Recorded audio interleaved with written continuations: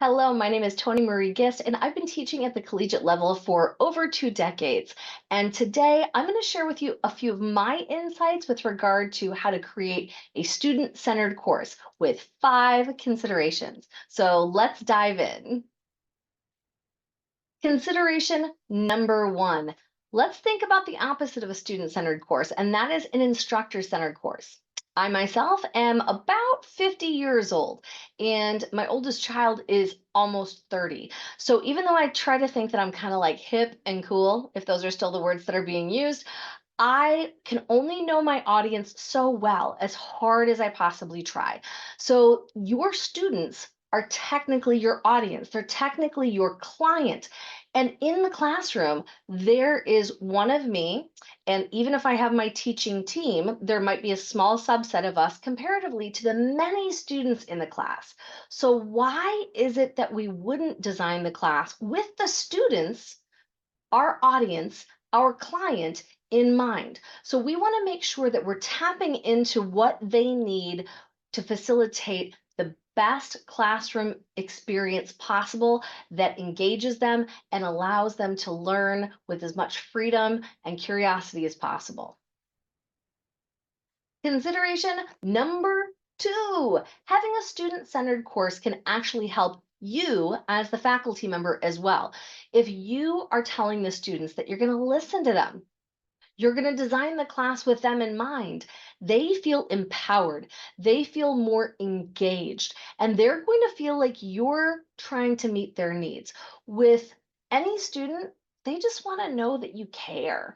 That will allow them to be more invested in the class itself, and you'll see a lot more buy in with regard to the unique, fun things that you might be doing in the classroom itself, which makes for you being a happier faculty member or instructor, your teaching team being happier, and the students being happier as well. So the whole entire classroom dynamic can change if you just flip the script and think about how you can make it more focused on the students' needs and their learning personalities. Consideration number three. How are you going to make a decision as to what to keep, what to change, how to modify your course, or completely redesign it without any data? So, what you should think about doing is collecting a little bit of data from the students themselves. So, you can collect data a variety of different ways. One of the ways is by collecting informal early feedback, or IEF. The Center for Innovative Teaching and Learning at the University of Illinois suggests asking the students, what is it you're having difficulty learning? What is it you like with regard to the class? What is it you don't like with regard to the class?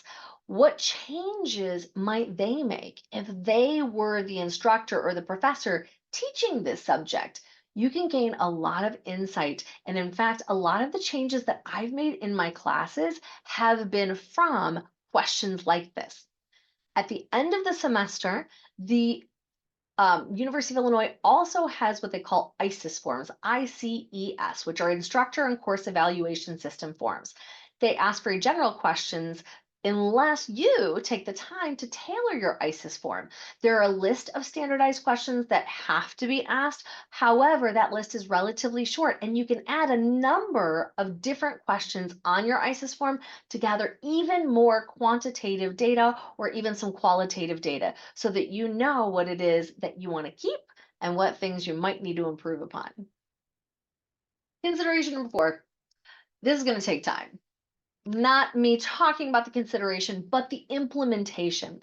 Any major change or even a small change that you want to implement and do it well is going to take a little bit of time. So set it aside, make sure that you're dedicating your full focus to something if you're going to be making a small change. Learn some new software. There's some really cool stuff out there, especially with regard to artificial intelligence, video creation, even how to blur out the background on your Zoom and put those videos into something like a video like this one. Takes a little bit of time to figure out. However, even though it can be frustrating, it can also be really rewarding to see that final product. And our last consideration, a little tip or trick for you.